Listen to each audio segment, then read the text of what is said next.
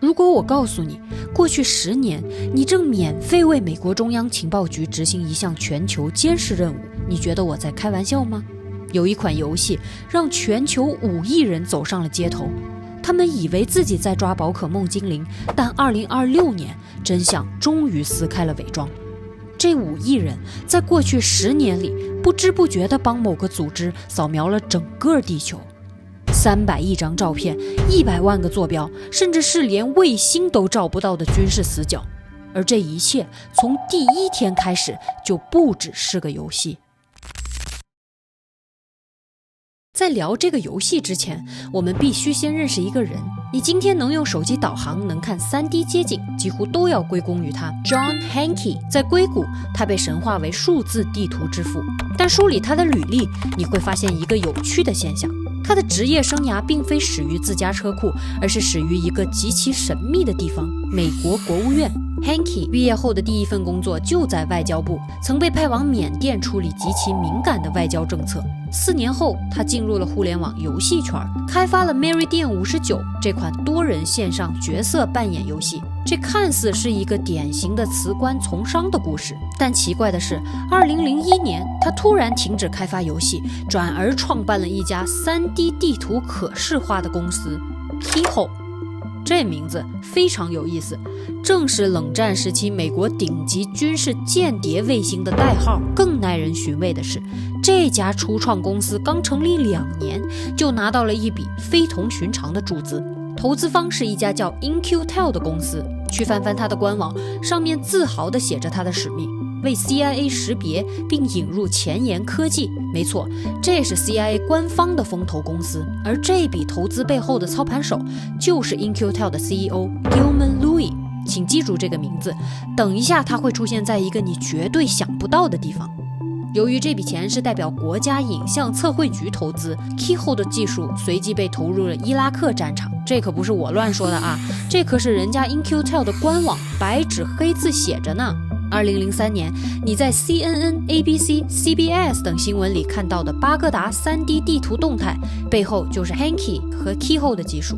2004年 Google 看中了 Keyhole 的潜力，斥资收购，并将其更名为我们今天所熟知的 Google Earth。 Hanke 随之进入了 Google 的权力核心，掌握了 Google Maps 和街景技术。在随后的6年里，他用这套技术把全球的公路、大街、建筑外墙都以图片形式拍了个遍。直到2010年 Hanke 在 Google 内部孵化了一个神秘的项目 Niantic Labs， 也就是 Niantic 的前身。表面上是一个研发 AR 游戏的小团队，但实际上他们的野心远不止于此。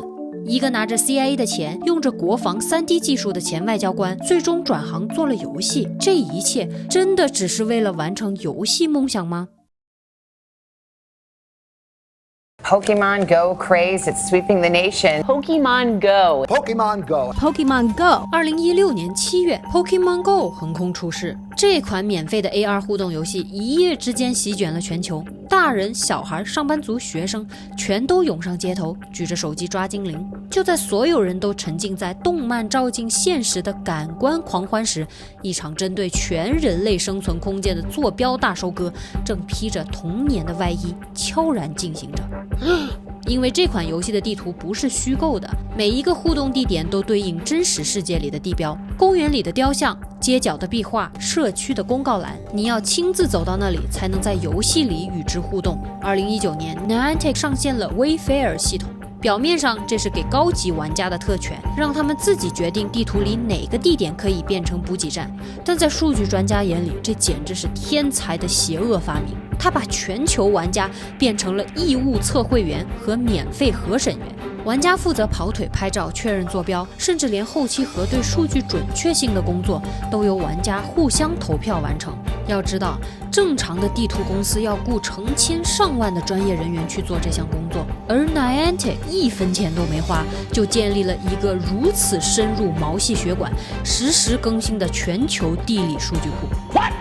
2020年，他们又推出了 AR 扫描功能。这个功能根本不是为了提升游戏体验，而 Niantic 的开发员工在采访中也亲口承认，这个功能是强行塞进去的。If there have been any features that you've released in the game that you necessarily haven't been super excited about, that maybe came from a little bit of that outside pressure from the AR team pressure? I mean, I think the clear and obvious one is the one that you already mentioned, which is the power-up Pokestops feature. I do think that may have been a little bit more shoehorned than I, would have personally wanted to do. 那为什么要塞一个玩家嫌麻烦、奖励又少的功能呢？答案是数据。街景车只能拍到路面，但 Pokemon Go 的玩家不同，他们能步入公园深处，钻进幽暗小巷，甚至进入私人建筑内部。那些车辆到不了、监控覆盖不到的地方，玩家全替 Niantic 扫了个遍。而且这不是一次性的哦，每一栋建筑 Niantic 拥有它在不同季节、不同光线、不同角度、不同年份的10000亿级样本。全世界没有哪家公司能雇得起5亿人干这种活，但 Niantic 做到了，因为这些劳力不光免费，甚至有些还自掏腰包买道具来资助这场对全球的监控。当然 Niantic 的服务条款里有写 AR 扫描是可选的，而 Niantic 的高管在采访里也说，这一切只是为了运营游戏。 The games themselves were not designed to build this map. The map became a follow-on side effect of making the games better. 听起来没问题，对吧？这就是一门合法正常的 AI 生意。但那300亿张足以重构现实的照片，最后到底流向了哪里呢？别急，在我告诉你答案之前，我得先回应一个你可能正在想的问题。如果你也喜欢这类视频，点赞、关注、支持一下，因为接下来的内容只会更精彩。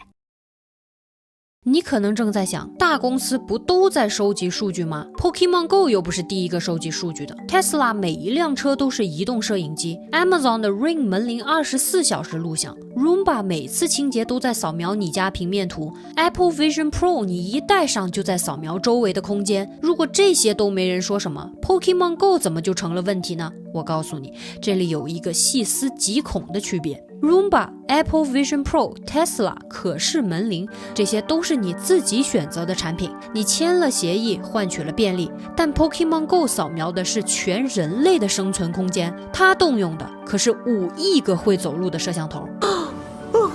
即使你这辈子都没碰过这个游戏，你带孩子玩耍的草坪，你上班经过的小巷，早就有无数个陌生人替 Niantic 从各种角度扫描过了。你不需要签署任何协议，你就已经活在别人建造的数字牢笼里了。你的生活环境是被一群为了抓皮卡丘的陌生人在不知情的情况下顺手交出去的。 They are spying on everyone who's playing the game and everyone who comes within visual range of anyone who plays the game. Have you ever been around someone in a park, in a restaurant, anywhere where someone was playing Pokemon Go? You are now in Niantic's giant database of surveillance. 最让各国军方冒冷汗的是，在游戏爆火的那几年，军事禁区里稀有精灵的刷新率高得异常。你品，你细细的品，这只是随机算法的巧合吗？还是精心的诱导悬赏呢？这招最邪恶的地方在于，它把侵入变成了娱乐。 The Navy is now warning Pokemon Go fans to watch out where you play. Pokemon Go players also trespassed on Army, Navy, and Air Force bases. 街景车开不进的军事禁区，利用玩家的狂热可以做到。他们不是间谍，他们只是想抓个精灵的普通人。但就在他们按下快门的那一刻，他们自己都不知道自己已经沦为了 Niantic， 甚至其背后势力最完美的免费侦察兵。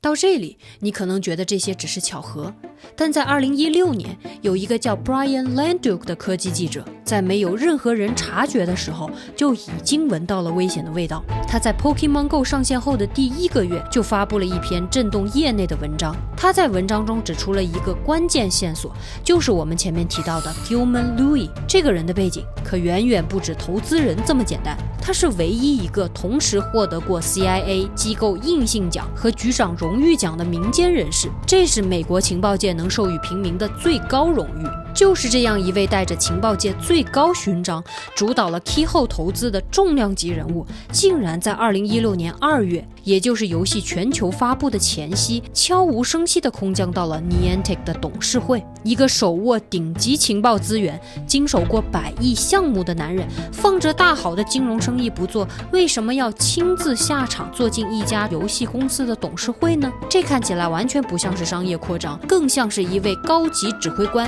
带着上级的秘密任务亲临前线，来确保某些特殊功能的秘密着陆。那他在给这个游戏指导什么？他又带来了怎样秘而不宣的任务呢？2017年，维基解密曝光了 CIA 的 Android 入侵工具名单 Vault 7， 里面近1/3的任务代号竟全是宝可梦、3D 鼠、洛奇亚、海猩猩。当然，你也可以解读为 CIA 的工程师说不定就是宝可梦的粉丝呢。但当 CIA 投资的公司 In-Q-Tel 的前高管以及用宝可梦命名的病毒库全部串联在一起时，你还相信这是巧合吗？而当年的 Landuke 因为这些言论，在电视节目和电台里被嘲笑了整整8年，在大家眼里，他就是一个阴谋论疯子。I went on a TV show, multiple radio shows to talk about this exact topic, and I got laughed at. A lot, because oh my gosh, Landuke is a crazy conspiracy wacko. 直到2024年 Niantic 自己在官网上骄傲地展示出那个厘米级地理空间系统时， Landuke 才终于在自己的频道里发出了那声迟到8年的冷笑。 Here's the part where they admit to spying on everybody. Over the past 5 years, Niantic has focused on building our visual positioning system, VPS, which uses a single image from a photo to determine its position and orientation using a 3D map built from people scanning interesting locations in our games. That's right. What games are they talking about? Pokemon Go. With VPS, users can position themselves in the world with centimeter level accuracy. So to say that there's no CIA connection to Pokemon Go is ridiculous. It's laughable. 2025年3月 Niantic 宣布以35亿美元把 Pokemon Go 卖给了 Scooplay， 一家移动游戏发行商与开发商。还记得我在视频前面留下的那个问题吗？那300亿张足以重构现实的照片，最后到底流向了哪里呢？这场收购看似普通的套现，对吗？但当你顺着资本的藤蔓往上爬，你会发现一个极少有人点破的真相。早在2年前 Scooplay 就已经被沙特政府背景的 Savvy Games Group 以49亿美元收编，而这背后唯一的超级大佬就是沙特公共投资基金，它的掌权者是现任沙特王储首相穆罕默德本萨勒曼。也就是说，你手机里那些宝可梦的数据现在都躺在沙特政府的服务器里，但在这次交易中，最值钱的那300亿张足以重构现实的原始照片被截留了，他们一张都没有卖给沙特，而是全部留在了 John Hanke 手里，成立了一家更有野心的公司 Niantic Spatial。2025年9月，国防模拟巨头 Echelon 宣布与 Niantic Spatial 深度联手，发起 Project Orbian， 目标极其明确，生成地球的数字孪生。简单来说，就是运用科技手段复制地球的所有数据，在 GPS 信号被屏蔽或者完全失效的环境下，依然能实现厘米级的精准定位。讽刺的是，就在接完国防大单的半年后，2026年3月 Niantic Spatial 才宣布与 Coco Robotics 合作，官方说是为了帮助机器人在 GPS 不稳定的情况下精准送餐。你品，你细细的品。先接国防军工大单，后宣布送外卖。Niantic 这一招挂羊头卖狗肉玩的那叫一个妙啊！一个字。当一个物体不再需要 GPS， 仅凭一张街景照片就能穿过复杂楼宇，精准锁定你的位置时，你还觉得这真的只是为了推动 AI 配送吗？我相信 Niantic 的官网上那个公共部门与国防的页面已经给了我们最直截了当的答案。这个事情扒到这里，主播我已经不是起鸡皮疙瘩这么简单了，而是感到一种彻骨的寒意。原来他们嘴里的地球的数字孪生这个概念，已经不动声色地酝酿了整整10年。这10年间，我们以为自己在见证科技的进步，可现实是玩家成了最廉价的搬运工，在毫不知情的情况下，亲手把生存空间的每一寸细节供奉给了权力。最让人感到无奈的是，即便你从未下载过这个游戏，即便你对皮卡丘毫无兴趣，但在过去10年里，只要有人曾拿着手机经过你身边，你的隐私就已经被顺手卖掉了。从最初的捕捉精灵到如今厘米级的定位系统，这种全民参与的收割，最天才也最可怕的地方在于，我们每个人都在为它添砖加瓦，却没人知道它是为了谁而建造。现在这张地图掌握在谁手里，它最终会被用来做什么，明天又会被卖给谁，我们谁都没有答案。在评论区告诉我，当这层名为童年的外衣被彻底撕开，你现在感到的是科技带来的震撼，还是那种被全世界玩弄于股掌之间的后怕？这到底是一场给人的游戏，还是针对我们所有人已经收网的10年之局呢？